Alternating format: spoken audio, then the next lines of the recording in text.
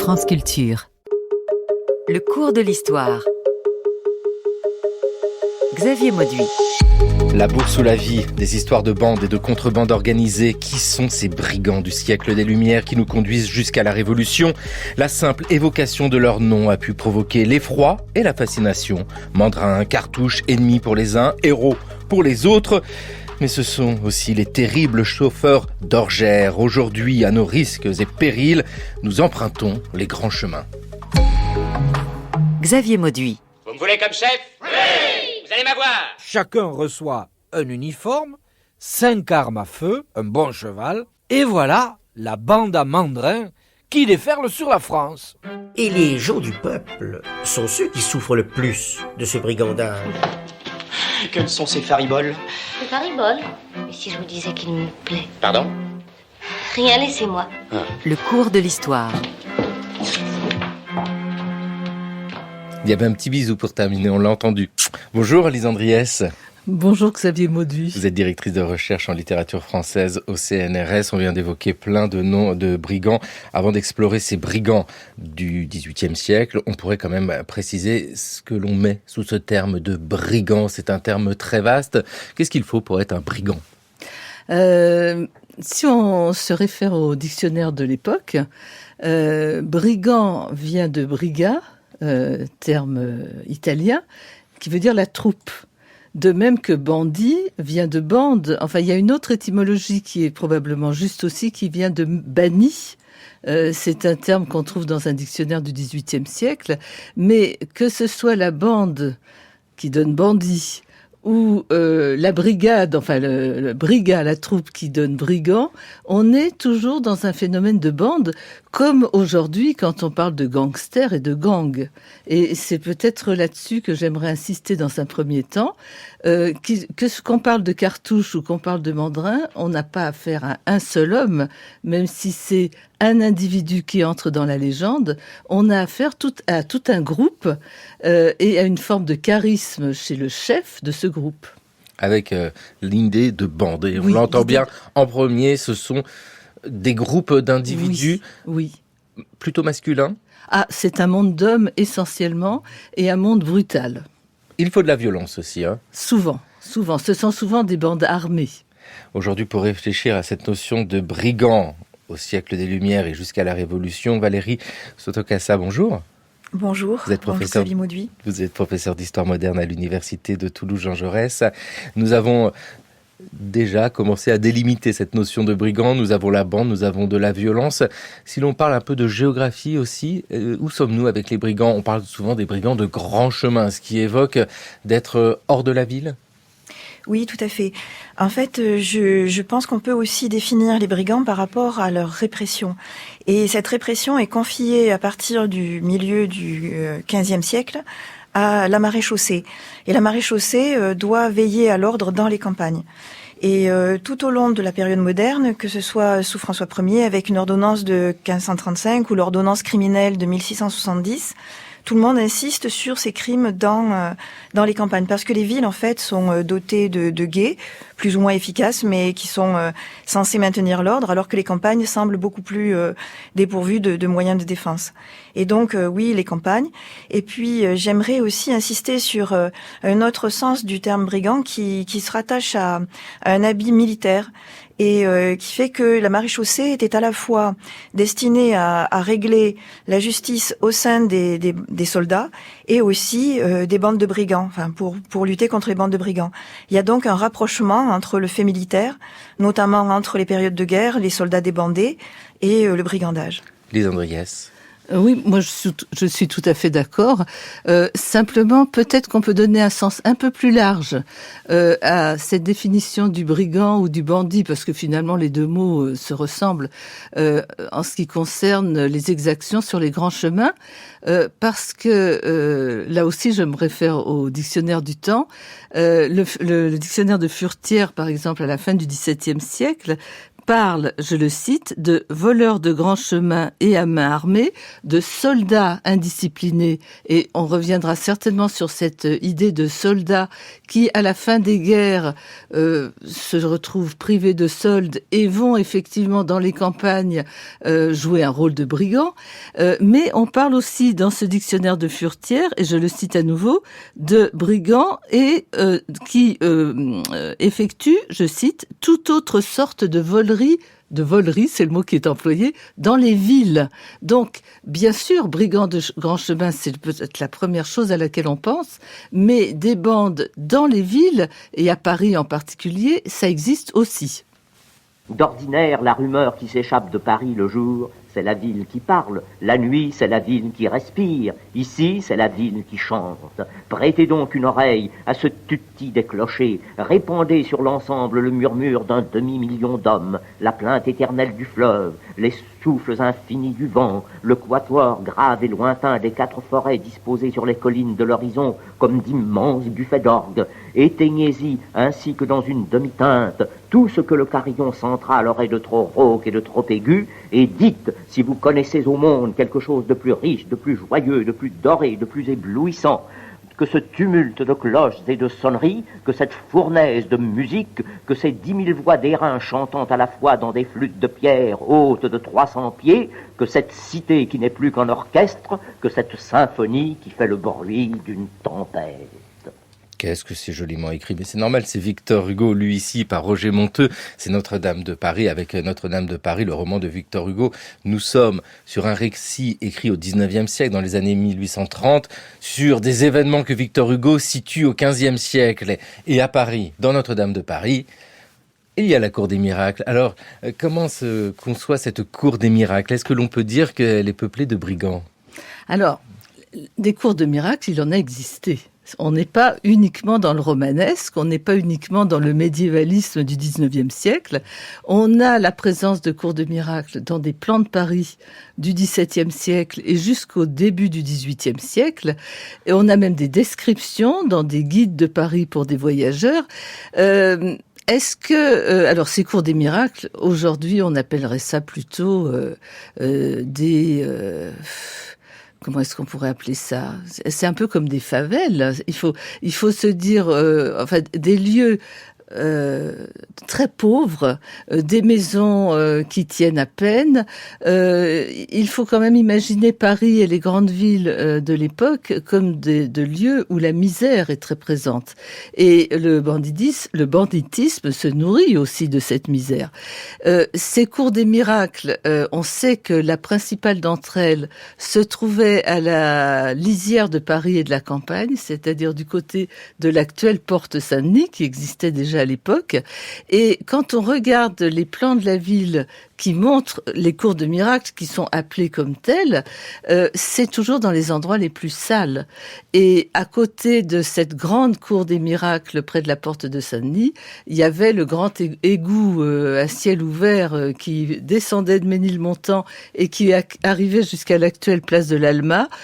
C'était évidemment dans les endroits les plus sales de la capitale que se trouvaient ces maisons les plus misérables.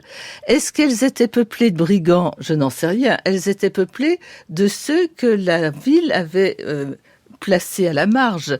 Les mendiants, les estropiés, des brigands sans doute aussi, mais c'était surtout le lieu où l'on accueillait les plus misérables des habitants de la ville. Valérie Sotokassa.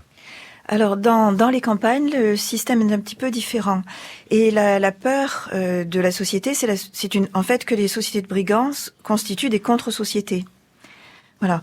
Donc, on a moins de pauvreté, moins de misère, sans doute des milieux qui sont moins pauvres, mais qui peuvent constituer une contre-société. Et c'est ça qui, en fait, inquiète les sociétés.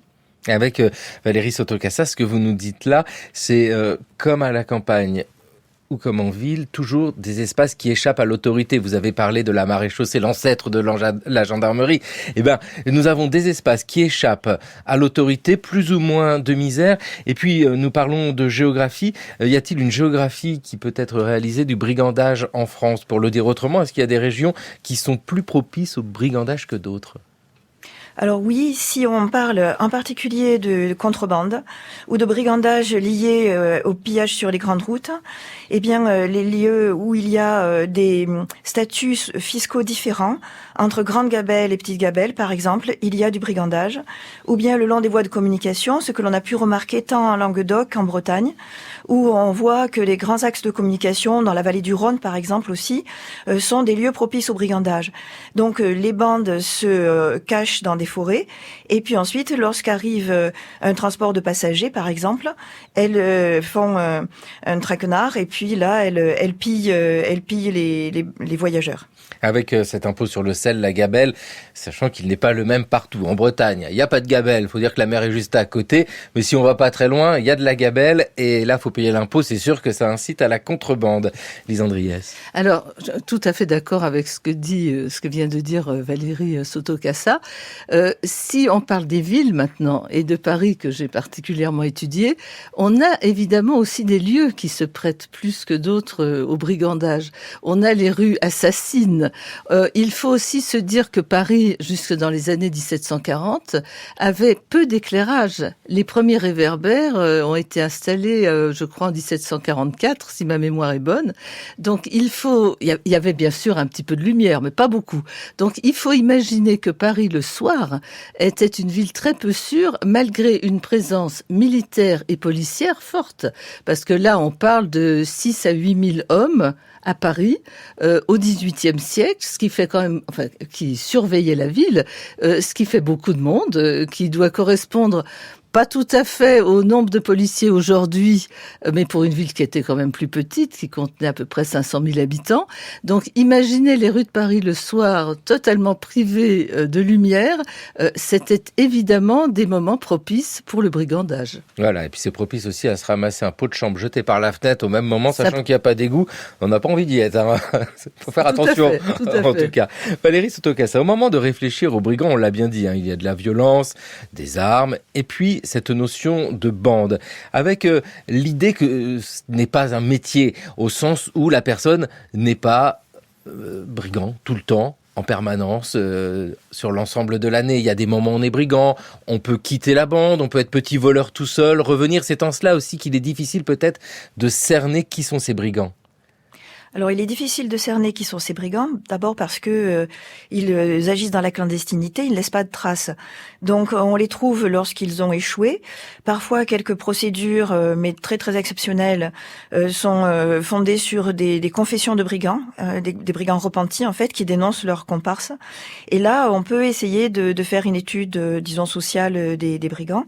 Mais pour répondre à votre question précisément, effectivement, on se rend compte que il y a sans doute souvent un noyau dur constitué souvent parfois d'une famille par exemple, et qui ensuite agrège des individus en fonction du type d'action, c'est-à-dire que il y a des individus qui vont être recrutés pour une action spécifique, puis qui ensuite vont quitter la bande, et puis d'autres individus, et donc en fait on a des bandes qui sont assez mouvantes du point de vue de leur composition effectivement. Et j'aimerais, si c'est possible, revenir un petit peu sur la question de la nuit, parce que le brigandage en ville se fait peut-être la nuit, mais ce que j'ai constaté moi avec un comptage assez précis des actes de brigands, c'est que dans les campagnes, les brigands n'agissent pas la nuit. Les campagnes sont plongées dans le noir le plus total, et il est aussi difficile pour des brigands d'agir la nuit que pour des gens tout à fait normaux. Et donc les brigandages ont principalement lieu le jour. Avec, quand vous étudiez, Valérie Sotocasa, ces cas de brigandage, des différences avec les nuits sans lune et les nuits avec un très beau clair de lune, où on peut y voir. Moi, j'imagine, je suis dans la ferme en pleine nuit, mais c'est une nuit avec une très belle pleine lune. On y voit quelque chose, j'ai un peu plus peur. Je me dis, là, il risque d'attaquer. En fait, dans les campagnes, les brigands se font passer pour des voyageurs. Et dans les campagnes, surtout dans les campagnes pauvres, de Bretagne, du Midi, il y avait des campagnes très très pauvres. L'hospitalité était la règle. Donc très très souvent, on a des brigands qui frappent à la porte tout naturellement, et puis qui se font héberger, et puis ensuite ils se tournent contre les propriétaires pour les voler et les piller. Ah oui, puis là on se fait avoir et c'est une véritable catastrophe avec, dans ces figures de brigands qui nous intéressent, l'une d'elles qui a marqué les esprits des contemporains bien sûr et par la postérité ensuite, c'est Cartouche. Et maintenant mon or, où est-il?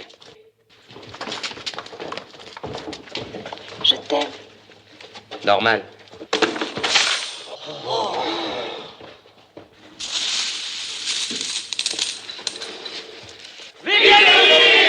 Il s'appelle Cartouche.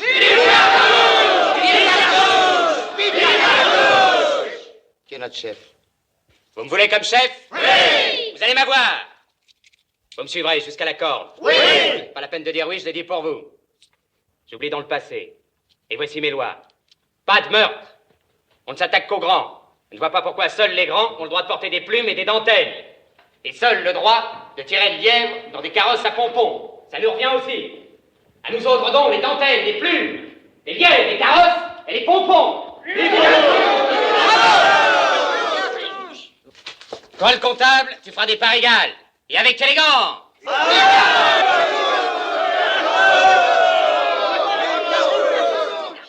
Jean-Paul, J'ai dit. il l'a dit. Jean-Paul Belmondo et Cartouche dans le film de Philippe de Broca en 1962 avec ici ce personnage qui nous fascine, Cartouche, et qui correspond à ce que vient de nous dire Valérie Sotokassa. C'est-à-dire, on a un personnage central, sans doute quelques lieutenants autour de lui, et puis après, la bande où s'agrègent des gens, alors on continue ou pas on continue à un moment ou à un autre. Qui est Cartouche ? Cartouche est né en 1693 à Paris. Son vrai nom est Garthausen. C'est le fils d'un mercenaire allemand qui est devenu tonnelier à Paris. C'est vrai que dans cette bande, dans le noyau de cette bande, il y a des membres de sa famille, puisqu'il a 2 frères qui vont exercer le métier de brigand, si on peut dire, avec lui.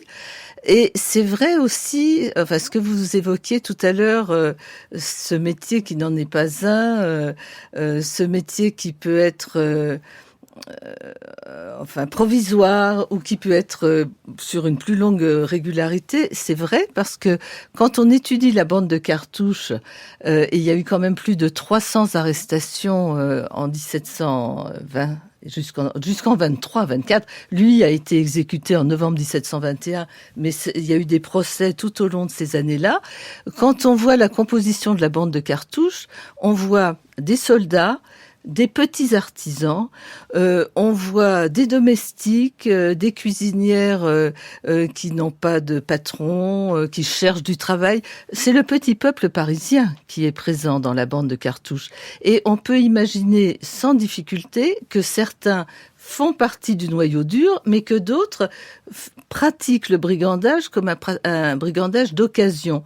Je donnerai un autre exemple qui est celui d'une autre bande, mais qui est beaucoup moins célèbre, qui est la bande de Raffia, R-A-2-F-I-A-T. Enfin, l'orthographe varie quelquefois. Raffia était crieur de billets de loterie. C'était souvent des tout petits métiers, et dans sa bande à lui, il y avait ce qu'on appelait des gagne-deniers, c'est-à-dire des hommes qui étaient des portefaix qui se louaient à la journée. Donc on a affaire au petit peuple parisien et en effet à des individus qui, par moment, quand ils ont un bon coup à faire, y participent et qui ensuite se fondent complètement dans leur quartier et dans leur métier. Ce qu'on pourrait ajouter aussi, c'est que tous ces brigands, et parmi eux les plus célèbres, sont jeunes. Non seulement c'est un monde d'hommes, avec quelques femmes, mais elles sont peu présentes, et ce sont souvent des compagnes. Ce sont rarement des femmes qui sont au premier plan dans les actes de violence et de banditisme, mais ce sont des hommes qui sont jeunes. On meurt jeune quand on est brigand. Cartouche va mourir à 28 ans, Mandrin à 30 ans. C'est quand même quelque chose qui est une constante dans ce milieu-là. On dresse le portrait, ça y est, on a un jeune homme pour être brigand. Valérie Sotokassa, cette question des femmes est présente. Oui, cette question des femmes est importante, même si elle est très très mal connue. On a quand même des études qui essayent de comprendre la position des femmes.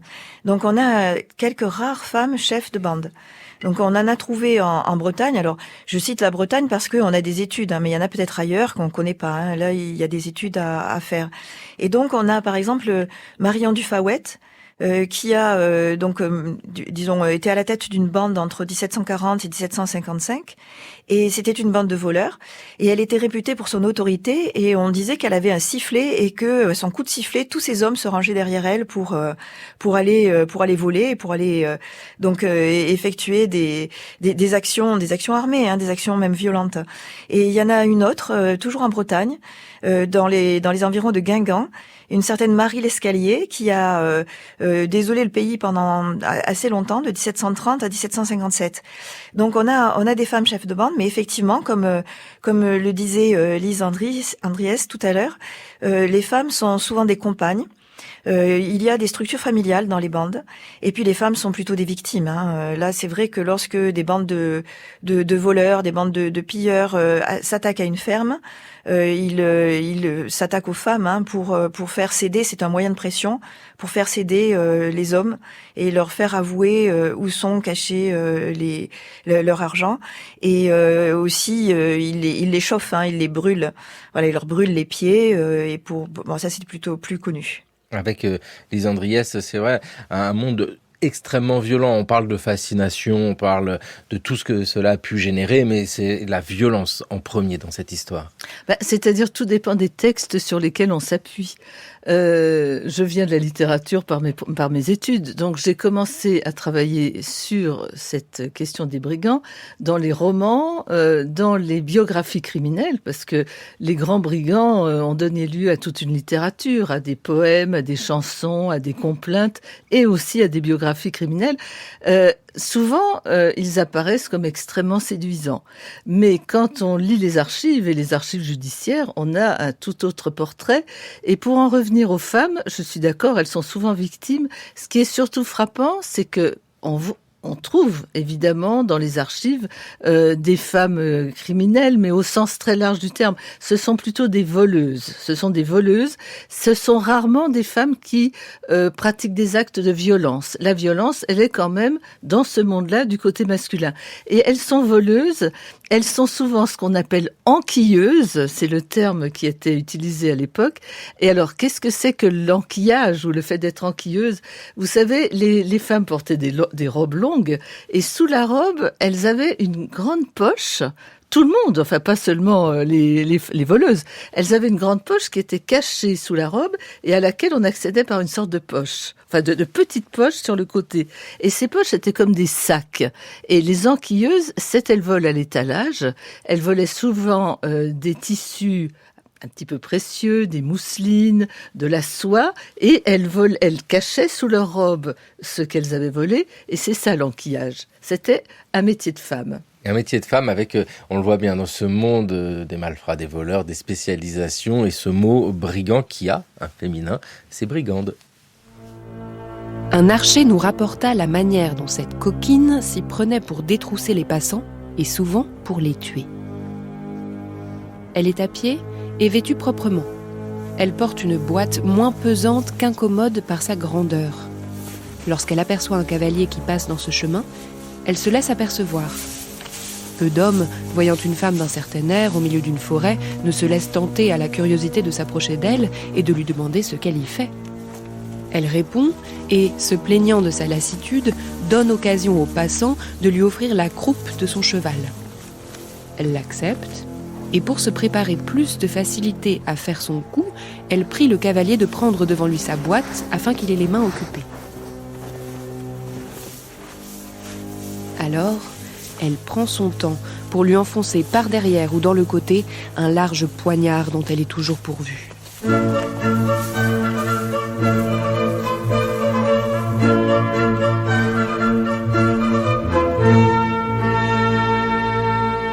Portrait d'une brigande, mais là c'est la littérature. Mémoire et aventure d'un homme de qualité de l'abbé Prévost, lu dans le cours de l'histoire par Oriane Delacroix. Il y a de la violence un peu, Valérie Sotocasa, on l'entend bien, en fait c'est ça qui est très délicat, toujours en étudiant les brigands, c'est ce biais des sources par la littérature qui en font des personnages de héros. Et on voit bien ici que l'abbé Prévost est fasciné aussi par la personne qu'il décrit, qui malgré tout manie le couteau. Alors oui, et je voulais revenir sur cette question de violence parce que malgré tout, en dehors de la littérature, si le terme brigand est utilisé parfois, on y reviendra peut-être, pour désigner des gens qui ne sont pas vraiment des brigands au sens commun, c'est pour faire peur. Et donc c'est que le brigand fait peur. Et cette violence, elle est réelle. Toutefois, si par exemple on prend la bande de Mandrin, je l'ai suivi notamment dans l'Aveyron, eh bien il est très très sévère vis-à-vis de ces hommes parce que il interdit le meurtre. On entendait tout à l'heure Cartouche, et par Jean-Paul Belmondo. Donc c'est pas tout à fait de la légende. Mandrin voulait éviter le meurtre, notamment le meurtre de gens de la population et notamment aussi les crimes contre les femmes. Et en Aveyron, il y a eu des violences perpétrées contre les femmes de la population, et Mandrin a sévèrement puni ces hommes qui s'étaient rendus coupables de telles violences. Et donc pour les bandes de la Révolution, dont on parlera peut-être plus tard, moi j'ai bien pu prendre conscience de cette différence de l'usage de la violence, avec des brigands qui maîtrisent une violence différenciée selon leurs victimes et le message qu'ils veulent faire passer. Lise Andriès. Oui, pour en revenir au texte qui vient d'être lu, donc c'est Mémoires et aventures d'un homme de qualité 1728-1731, ce texte. Je voulais juste dire que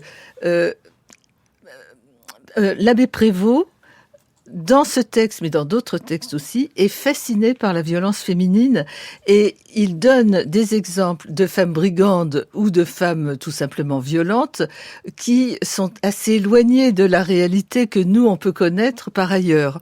On peut penser aussi, alors donc cette femme dans la forêt de Senlis, c'est une pure invention. Moi, je n'ai pas trouvé d'exemple qui correspondait à cette femme chef de brigand qui parvenait à poignarder dans le dos les galants cavaliers qui la prenaient en croupe.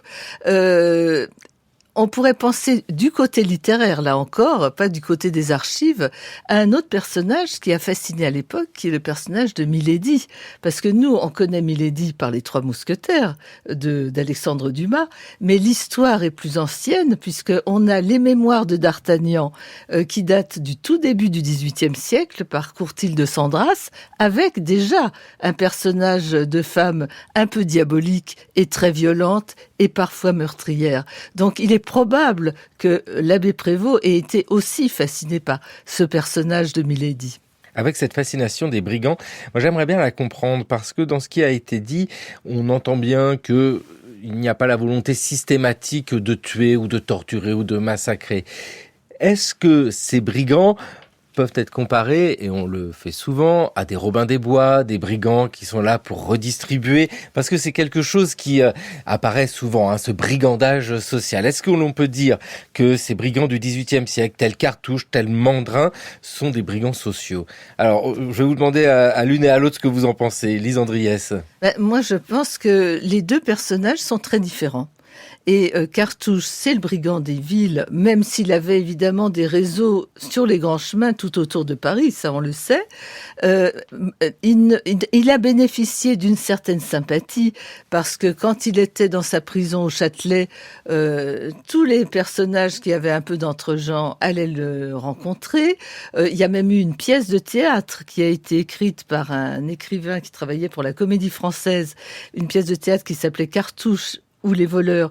Il est allé rencontrer Cartouche, il a interviewé Cartouche, si on peut dire, et Cartouche, semble-t-il, mais ça c'est dans les journaux du temps, je ne vous raconte pas des choses écrites de façon apocryphe, les journalistes du temps disaient que le grand, ce personnage qui a écrit Cartouche ou les voleurs, allait interviewer Cartouche pour apprendre de lui des mots d'argot, parce que l'argot était la langue des voleurs. Et en lisant en effet la pièce, Cartouche ou les voleurs, on a des mots d'argot, retrouvons-nous sur le grand chemin, mais c'est pas le grand chemin, c'est le grand trimard, etc. Est-ce que c'est Cartouche qui a donné ces noms-là? J'en sais rien. Pour ce qui est de Mandrin, Valérie parlait de la manière dont il se comportait avec ses hommes en leur demandant de ne pas, les obligeant à ne pas tuer. C'est sûr que Mandrin a bénéficié non seulement de cette fascination pour le grand brigand qu'a eu Cartouche, mais d'un capital de sympathie immense.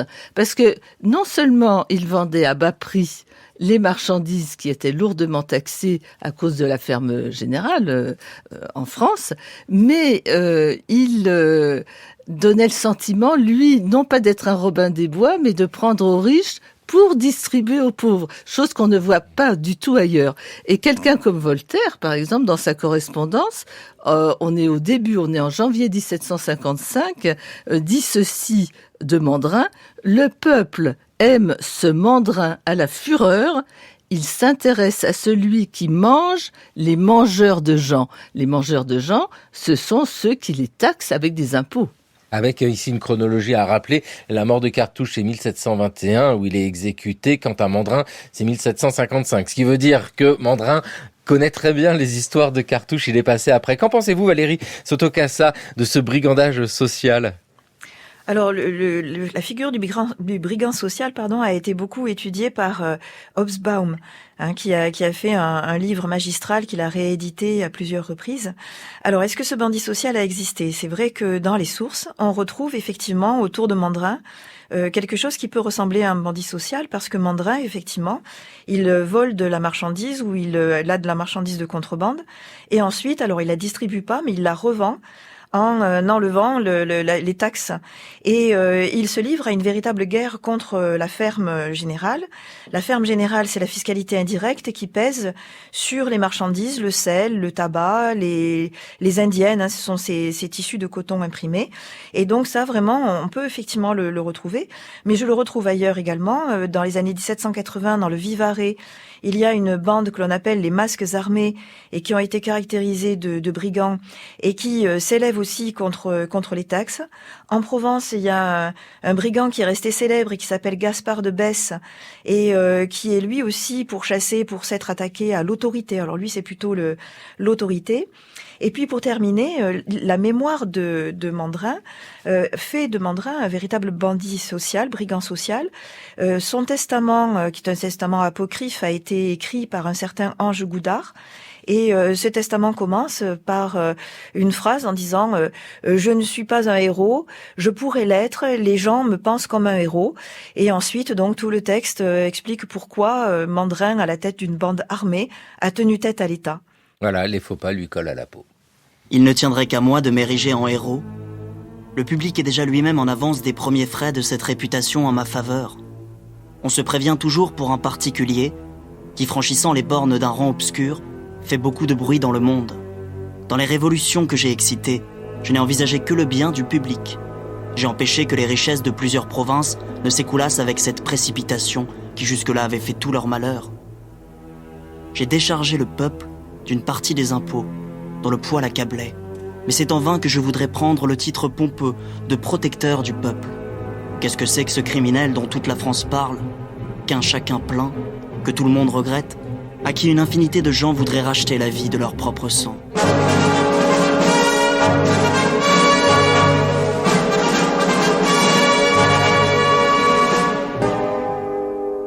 France Culture, le cours de l'histoire. Xavier Mauduit. Le testament de Mandrin, lu par Raphaël Laloum avec un imparfait du subjonctif, ça fait toujours du bien à l'oreille. Ici, testament apocryphe, on l'a bien dit, Mandrin est exécuté en 1755. Lise Andriès, c'est intéressant à entendre cela parce que c'est presque un message politique. Ah ben, c'est totalement un message politique. C'est un message politique écrit l'année même de la mort de Mandrin. C'est un texte qui date de 1755, qui a été attribué à Ange Goudard.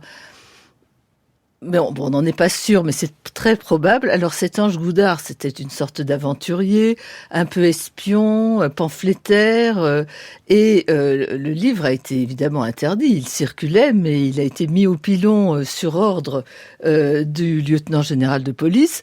C'était évidemment un texte contre le système des impôts au XVIIIe siècle. Pas un texte contre le roi lui-même, mais contre les fermiers généraux qui étaient détestés de la population. Il y a aussi une autre phrase dans ce testament politique de Louis Mandrin, généralissime des contrebandiers, c'est la fin du titre. Il y a ce texte, il y a cette phrase tout à fait intéressante, il me semble, quand on la lit aujourd'hui, je la lis, quand le peuple commence une fois d'aller, il ne sait jamais lui-même où il ira. Alors, on n'est pas à la veille de la Révolution française, mais on s'en rapproche. C'est dans l'air du temps, bien sûr. Valérie Sotokassa, on entend bien ici qu'il y a un aspect politique qui est là. Alors, faudrait pas faire de téléologie, de lecture, sachant que la révolution va arriver. Mais quand même, il y a quelque chose de l'air du temps. Et puis, il y a un peu une histoire économique, on l'entend bien. C'est-à-dire que ces brigands-là, Mandrin particulièrement avec la contrebande, proposent un système économique parallèle à celui imposé par la monarchie. Oui, tout à fait. Le testament de Mandrin, sans doute dû à Anjou Goudard, mais c'est vrai qu'à l'époque, on publiait de manière anonyme et que ce texte a été censuré.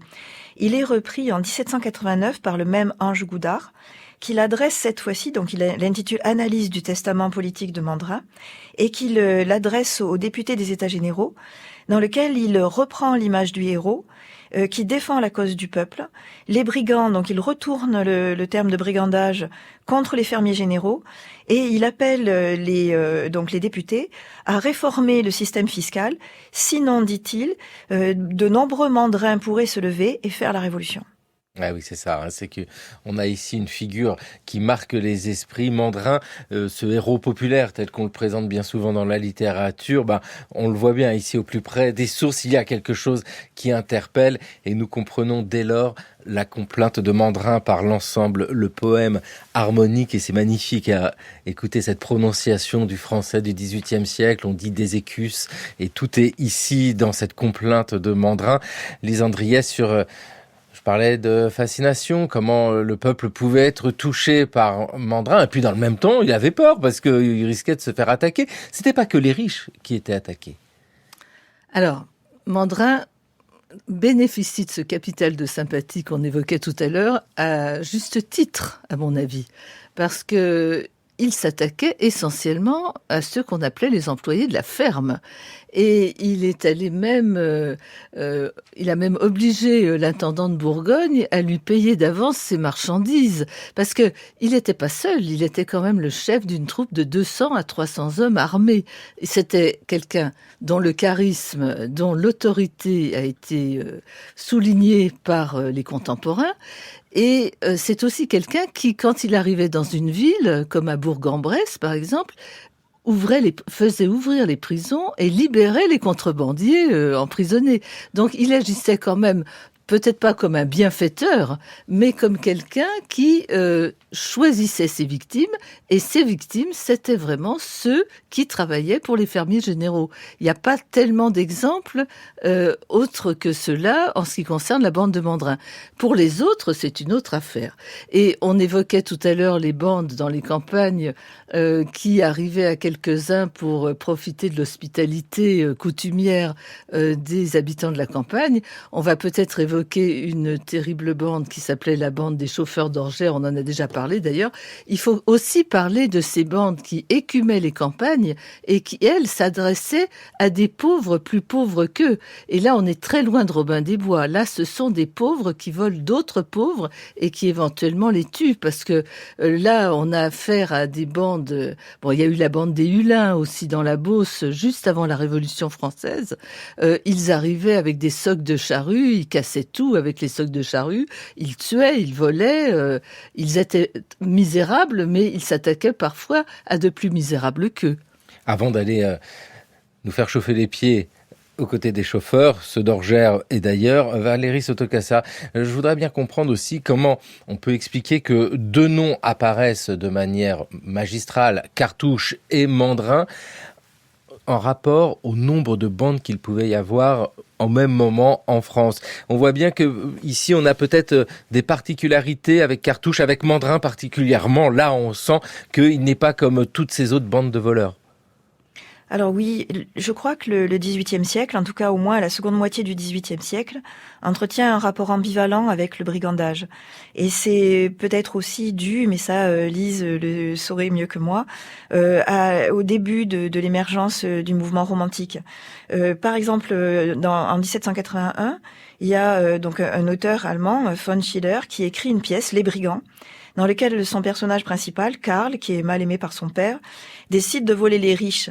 Et donc là, on a bien le personnage du brigand social. Et ce qui est intéressant, c'est que cette pièce est reprise en France au moment de la Révolution pour délivrer un message à la fois social et politique.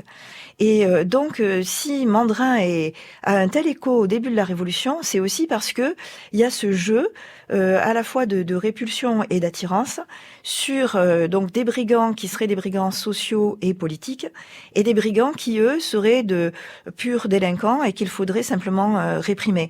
Effectivement, la bande d'Orgères, mais aussi dans le Var, il y a une bande à Pourrières, il y a d'autres bandes qui relèvent de ce brigandage, disons, économique, ce brigandage de pauvres qui fait peur. Et si je peux glisser un petit mot sur la grande peur, la grande peur, elle est vraiment un moment où s'exprime cette ambivalence, étant donné que, dans un premier temps, la France a peur d'un ensemble de brigands qui seraient plutôt des soldats envoyés par les frères du roi qui sont émigrés et qui rallieraient des soldats contre la Révolution. Mais ensuite, ces bandes de paysans armés contre ces brigands peuvent parfois devenir eux-mêmes des brigands, ou en tout cas être appelés comme tels, lorsqu'ils s'attaquent au château. Et donc on a bien là cette ambivalence qui est reprise tout au long de la période révolutionnaire. Ambiance révolutionnaire, ambiance Roger Gicquel aussi, la France a peur. On en parle beaucoup, ils existent. Un Français sur 10, pratiquement, en 1789, vit dans une sorte de mendicité ou dans un état de très grande pauvreté. Peut-être qu'en temps de crise, la proportion passe à 1 sur 5. Et effectivement, la délinquance rurale, le vagabondage, le brigandage, se sont extrêmement répandus, alors même qu'ils étaient déjà un phénomène structurel, dans la France de la deuxième moitié du XVIIIe siècle, qui n'est pas seulement une France en progrès économique, mais qui est aussi une France en déséquilibre social. Il y a des bandes de brigands qui tiennent les campagnes languedociennes, qui tiennent la campagne parisienne, rien n'est sûr, très près de Paris. Et les gens du peuple sont ceux qui souffrent le plus de ce brigandage, même si parfois ils sympathisent avec lui parce qu'ils n'aiment pas plus que lui la maréchaussée. Il y a donc une réalité. On a peur de ces gens qui peuvent menacer les récoltes, qui peuvent porter atteinte aux biens, aux propriétés, aux personnes, et cela va nourrir en quelque sorte, donner un aliment à ce mythe puissant de la peur permanente qui est au cœur de l'ancienne société et que la crise politique de 1789 va faire revivre. Jacques Solé, historien de la Révolution française en 1988 sur France Culture. Valérie Sotrecassé, on peut peut-être rappeler d'ailleurs ce que c'est que cette grande peur. Nous sommes ici au début de la Révolution. Vous êtes l'autrice de cet ouvrage intitulé « Les brigands et la Révolution, violence politique et criminalité dans le Midi ». Puis vous êtes autrice aussi d'un autre ouvrage, « Les brigands, criminalité et protestation politique ». Qu'est-ce que cette grande peur ? Alors la Grande Peur, donc c'est un mouvement qui éclate au milieu du mois de juillet 1789. Il est déclenché par la nouvelle du renvoi de Necker et de la prise de la Bastille. Et effectivement, pour reprendre cette expression, donc la France a peur. Elle a peur de différentes choses. Elle a peur de la contre-révolution, elle a peur de la réaction, elle a peur des bandes de scieurs de blé. Également qui hantent les campagnes parce que ces gens coupaient le blé encore vert pour pouvoir le vendre, alors que la précédente récolte avait été très insuffisante, et donc il y a de multiples peurs. Et en même temps, la peur est politique parce que au lendemain de la prise de la Bastille, le frère du roi, le comte d'Artois, est parti en émigration à Turin avec le prince de Condé et puis d'autres grands, et il a explicitement dit qu'il reviendrait à la tête de troupes militaires pour écraser la Révolution. Donc, quand on apprend tout ça, dans ce climat de peur, eh bien, les paysans s'arment dans l'attente de ces brigands, surtout lorsque l'on voit de la poussière, lorsqu'il y a des rumeurs qui annoncent des bandes, eh bien, on s'arme pour se préparer à la confrontation, en fait. Et puis une fois que les armes sont entre les mains, maintenant faut voir ce qu'on va en faire. Tiens, il y a le château juste à côté. Lise Andriès, vous êtes l'autrice de Bandits, pirates et hors-la-loi au temps des Lumières, publié chez Classique Garnier, ou encore, vous avez dirigé ce travail sur Cartouche, Mandrin et les autres brigands du XVIIIe siècle. On a ce moment de la Révolution française avec un contexte très particulier. On l'entend ici à l'été 1789, la Grande Peur.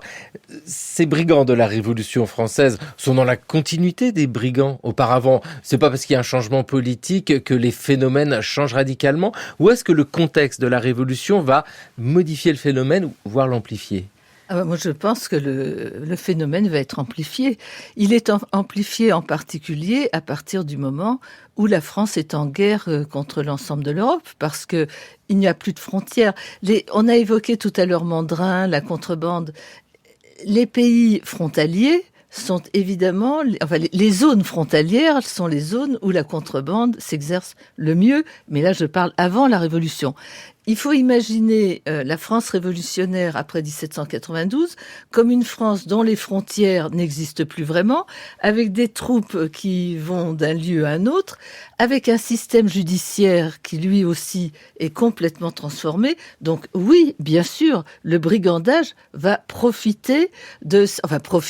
va s'installer et s'amplifier à cause de ce désordre géographique et de ce désordre aussi dans ce qui concernait l'ancienne répression. Oui, parce que il y a de ça, hein. Il faut de la répression pour éviter qu'il y ait du brigandage, même si on sent bien que le pouvoir royal avait du mal à contraindre ces brigands. Mais enfin bon, Cartouche a été exécuté, Mandrin a été exécuté, mais sous la Révolution, il y a là aussi la même chose, hein. C'est la fascination, l'horreur aussi, quand il s'agit des chauffeurs, particulièrement les chauffeurs d'orgères. Ils assassinaient, ils violaient, ils incendiaient, ils volaient, mais on y chauffait peu. C'était une méthode qui avait déjà été employée dans le Nord ou dans le Dauphiné. Et la bande des chauffeurs de notre région, qu'on appellera les chauffeurs d'orgères à cause de mon aïeul, n'a commis en fait que 5 affaires de chauffe. Une bonne chauffe, ça se faisait en 3 temps. C'est une véritable recette culinaire, hein. Vous prenez le gars, vous le ficelez, et vous lui passez sous les pieds, sous les jambes, sous les mollets, sous les cuisses, même sous la barbe, des brandons de paille enflammés. Alors, ça a un avantage, ça grille les poils, ça fait gonfler les chairs, ça met en condition, ça permet d'entamer une conversation intéressante, d'avoir des réponses à des questions qu'on pose, qui sont toujours les mêmes d'ailleurs, hein, c'est où est-ce qu'est le pognon? Et alors, il est recommandé de piquer avec une fourchette ou la pointe d'un couteau et d'arroser avec un bon alcool. Alors ici, ça se passait à l'eau-de-vie de prune, hein, c'est l'agnole du pays. Et alors, à ce moment-là, c'est la bonne chauffe. À la toute fin du XVIIIe siècle, en pleine révolution, nous avons un nouveau juge de paix, Armand-François Fougeron, qui est confronté à cette histoire des chauffeurs qui chauffent donc les pieds des paysans. Et nous venons d'entendre son descendant, son arrière-petit-fils, Pierre Fougeron, en 1992, hein, qui expliquait ce qu'avait fait son aïeul. Ces chauffeurs d'orgères. Valérie Sotocasa. On a là un phénomène des années 1790, 1795 particulièrement, qui a beaucoup marqué les esprits. Mais rien que de raconter ce qu'ils faisaient, ces gens-là, ça fait peur. Ah oui, effectivement. Toutefois, je nuancerai un petit peu l'idée que le brigandage explose au moment de la Révolution française, parce que dans les sources que j'ai étudiées, et puis j'ai compté, en fait, j'ai fait une base de données pour compter. Donc, c'est pas ce que j'ai vu. Ce qui explose au moment de la Révolution, ce sont les violences politiques. Et ces violences politiques l'emportent très nettement, notamment dans les premières années de la Révolution, et apparaît des formes de brigandage qui n'existaient pas et qui ne sont pas directement liées avec le brigandage social tel qu'on en a parlé tout à l'heure autour de Mandrin, mais qui est un brigandage véritablement politique. Par exemple, des paysans qui, au cours de l'hiver 90-91, se mobilisent à la fois pour protester contre la hausse des prix et pour demander que les droits féodaux sont totalement interdits. Ces paysans sont caractérisés de brigands, mais leur lutte est politique. Dans la région d'Avignon, il y a une bande de patriotes, donc ce sont des républicains radicaux, qui prennent les armes et qui pillent les maisons de ceux qu'ils estiment trop modérés et qui vont même se livrer à un massacre épouvantable dans le palais des papes d'Avignon. Et ils sont donc caractérisés de brigands. Eux-mêmes s'appellent les braves brigands de l'armée du Vaucluse. Et au lendemain de la terreur, on a d'autres bandes qui prennent le relais et qui sont là aussi des bandes plutôt politiques royalistes cette fois-ci et qui développent ce qu'on appelle la terreur blanche. Ils sont appelés brigands.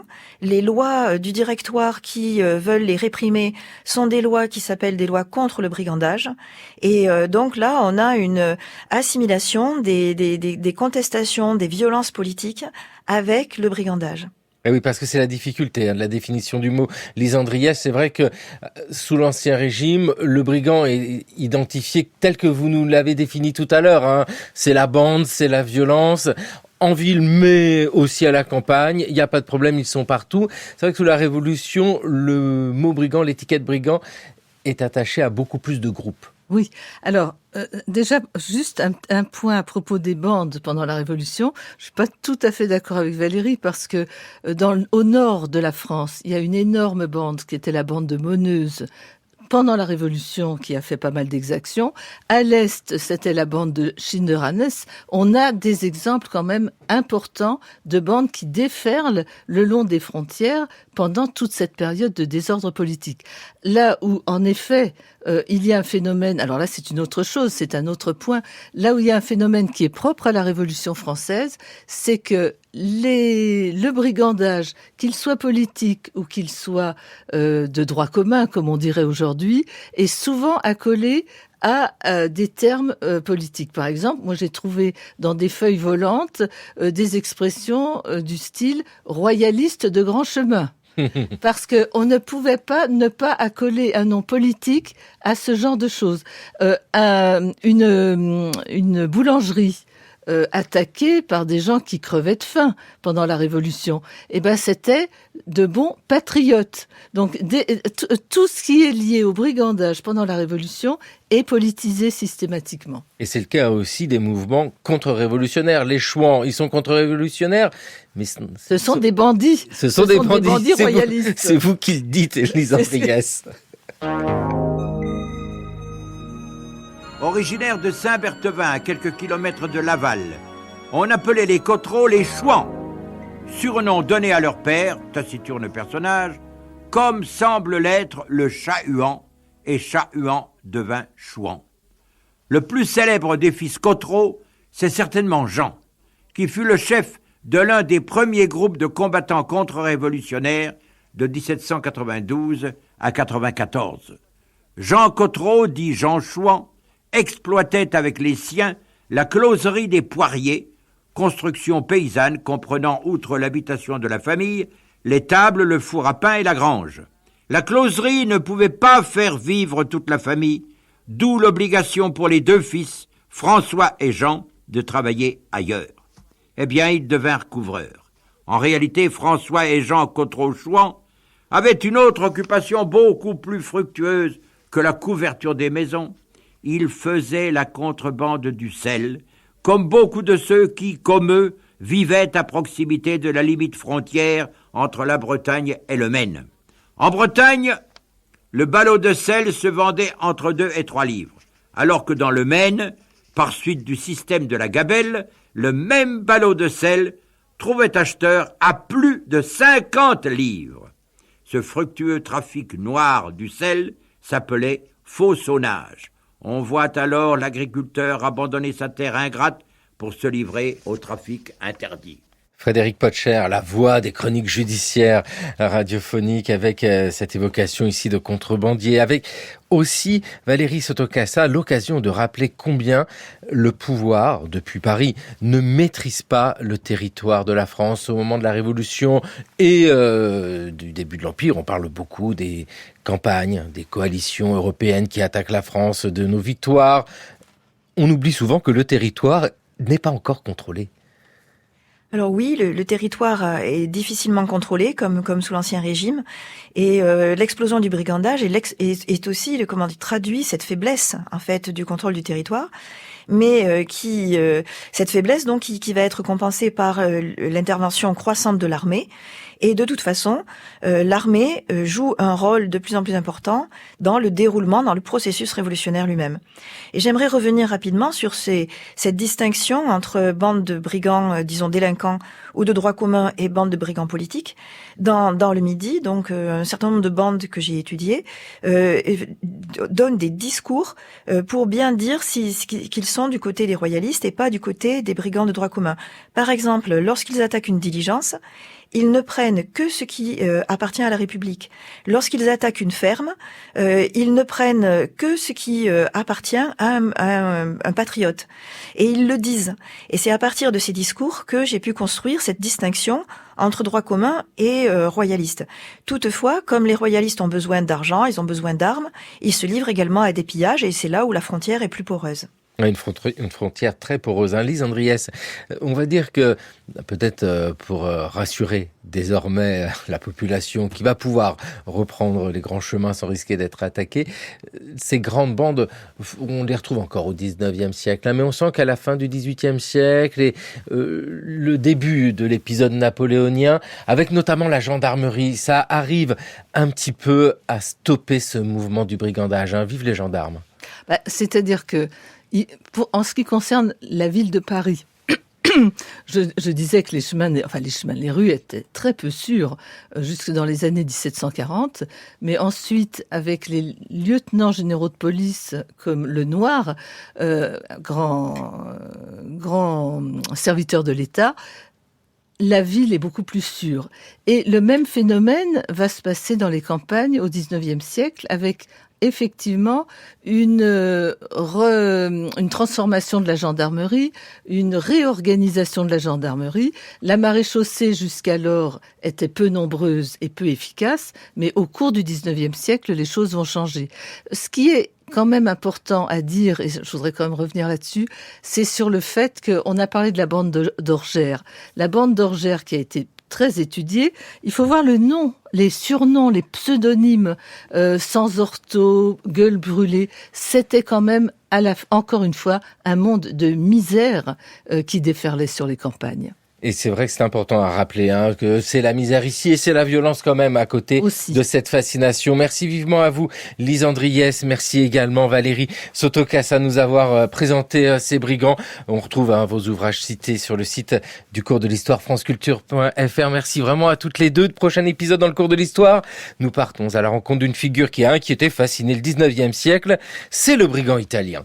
Les trois bandits de Napoli, tout doucement ils descendaient de la montagne pour aller au ravitaillement, car pas dit au bout d'un moment, mais qu'à la fin elle vous tenaille les entrailles. Lily Fayol, les trois bandits de Napoli dans le cours de l'histoire sur France Culture, une émission réalisée par Thomas Beau avec aujourd'hui à la technique Noé Chaban. Merci à Thomas Boyer, à Ici Occitanie, c'est à Toulouse, et merci à Jeanne Delecroix, Jeanne Copé, Raphaël Laloum, Maël Vincent Randonnier et Maïwen Guiziou. Le cours de l'histoire à écouter, à podcaster sur franceculture.fr et l'appli Radio France.